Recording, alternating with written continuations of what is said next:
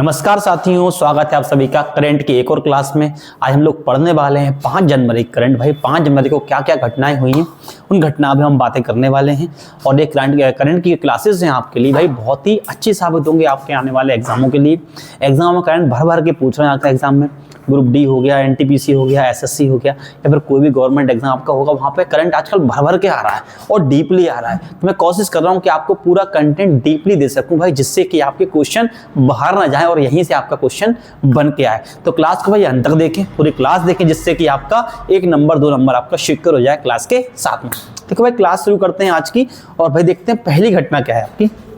तो पहला है पीएम मोदी ने वर्चुअली उद्घाटन किया है किसका? वॉलीबॉल चैंपियनशिप का।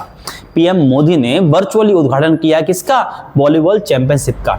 4 जनवरी को प्रधानमंत्री मोदी ने 72वीं, बेटा कौन सी? 72वीं नेशनल वॉलीबॉल चैंपियनशिप का वर्चुअली उद्घाटन किया। तुम्हारे मोदी साहब ने 72वीं, कौन सी बेटा? 72वीं नेशनल चैंपियनशिप, वॉलीबॉल चैंपियनशिप का उद्घाटन किया है। और कैसे किया बेटा? वर्चुअली किया है ना। अब देखें भाई ये चैंपियनशिप कहाँ हुई थी? तो ये हुई थी आपके वाराणसी में। कहाँ पे हुई थी? वाराणसी, जहां के मोदी साहब क्या है भाई? सांसद हैं। लिखा है ये चैंपियनशिप यूपी के वाराणसी में आयोजित हो रही है। उद्घाटन मैच में यूपी और बिहार की पुरुष टीम के बीच खेला गया। तो जो आपका उद्घाटन मैच था वो किसके बीच था? यूपी और बिहार की पुरुष टीम के बीच था। यूपी को 43 साल बाद नेशनल वॉलीबॉल चैंपियनशिप की मेजबानी मिली है। 43 साल के बाद क्या मिली? इसको मेजबानी मिली है भाई। ऑफर मिला है कि आपके यहाँ वॉलीबॉल चैंपियनशिप होगी। इससे पहले कब हुआ था? 1984 में इसका आयोजन हुआ था। कहां पे हुआ था?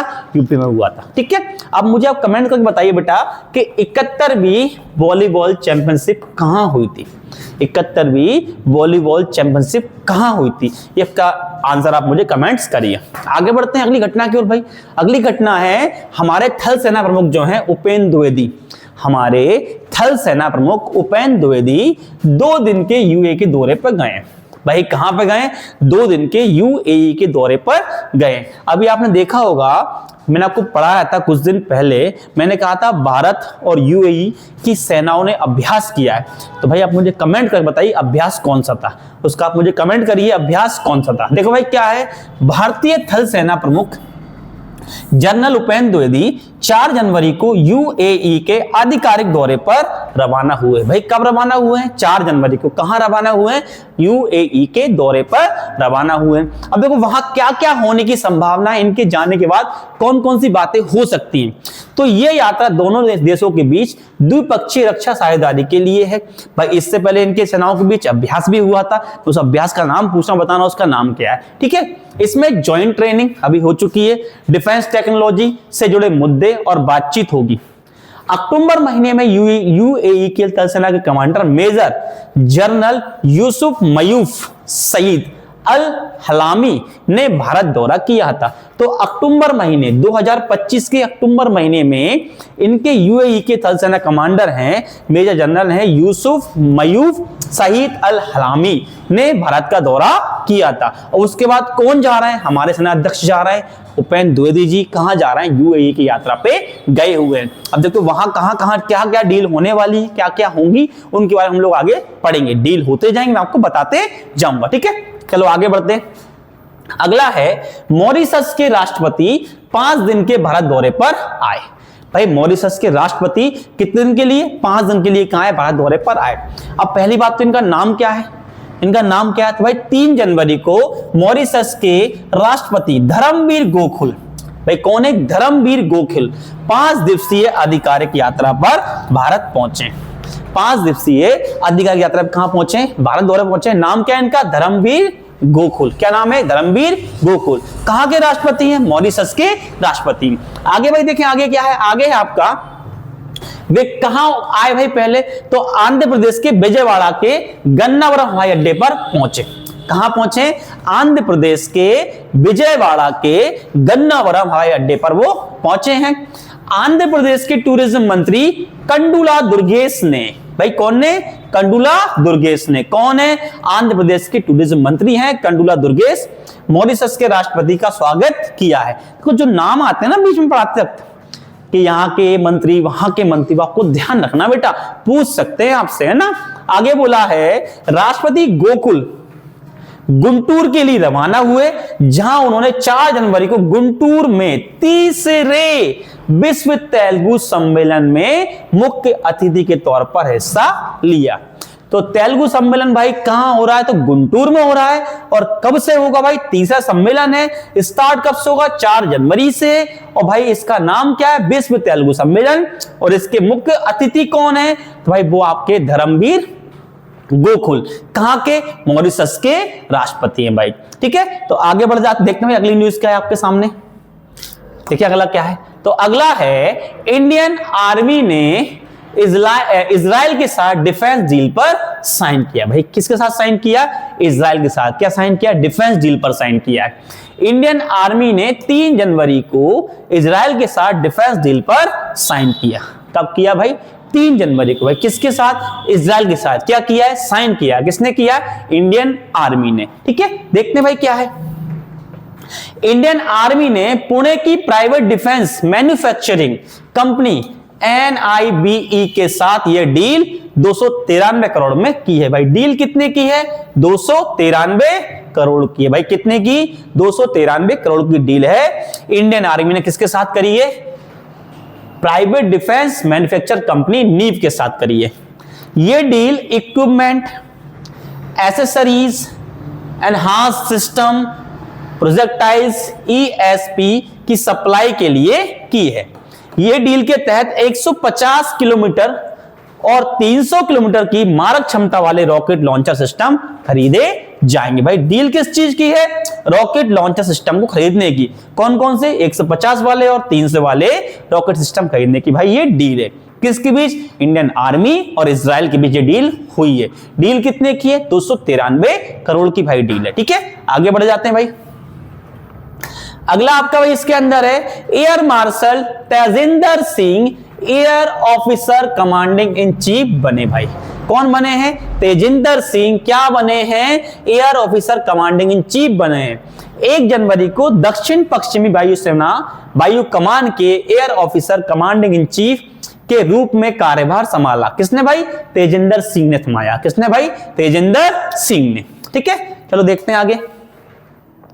दक्षिण वायु पश्चिमी वायु कमान भारतीय वायुसेना की सबसे महत्वपूर्ण ऑपरेशनल कमानों में से एक है। AOC-in-C के रूप में air marshal Tejinder Singh air campaign में जुड़े ऑपरेशन देखेंगे।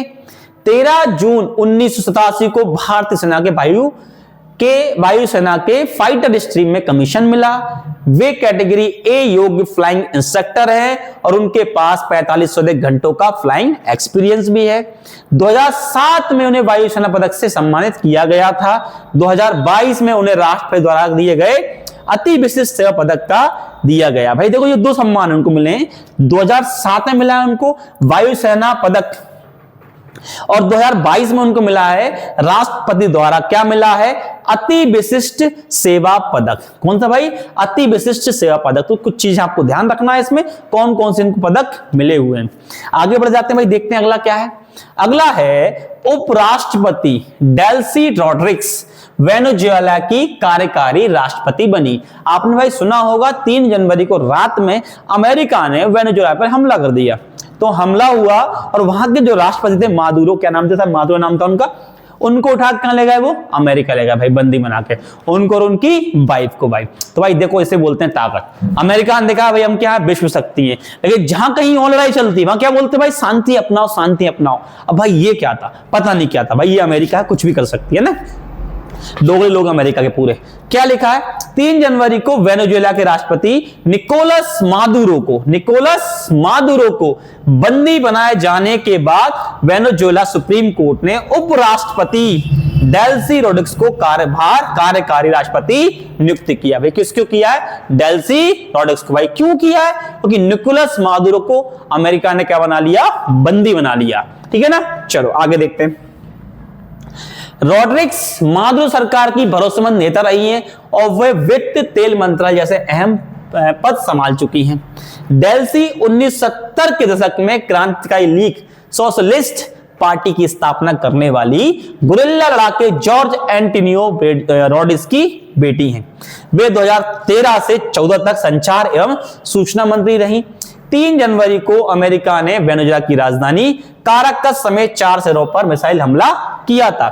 इसके बाद अमेरिकी सेना ने मादुरो और उनकी पत्नी सिलिया एडेला को जेल में डाल दिया भाई, है ना। मैं वही समझा था, आपको बताया था भाई अभी आपको कि भाई इनने क्या किया, तो इनने ये कर दिया कि अमेरिका ने वेनेजुएला पे हमला किया और वहां के राष्ट्रपति और उनकी वाइफ को बंदी बना लिया। उसके बाद क्या किया उन्होंने वेनेजुएला वालों ने भाई कि रॉड्रिग्स जो उनका बना दिया, उन्होंने राष्ट्रपति बना दिया। ठीक है, आगे बढ़ जाते, देखते आगे क्या है। अगला आपका है लद्दाख ने स्पोर्ट्स पॉलिसी 2025 लॉन्च की। भाई क्या लॉन्च की उनने? स्पोर्ट्स पॉलिसी 2025 लॉन्च की। लद्दाख के उपराज्यपाल, भाई पहली बात तो लद्दाख के उपराज्यपाल कौन है? तो कविंदर गुप्ता। कौन है भाई? कविंदर गुप्ता। 3 जनवरी को लेह में लद्दाख स्पोर्ट्स पॉलिसी 2025 लॉन्च की है। भाई किसने किया? कविंदर गुप्ता ने। कब की है? 3 जनवरी 2025 को भाई पॉलिसी लॉन्च करी है। अब देखो भाई ये क्या है, तो ये लद्दाख की पहली स्पोर्ट्स पॉलिसी है।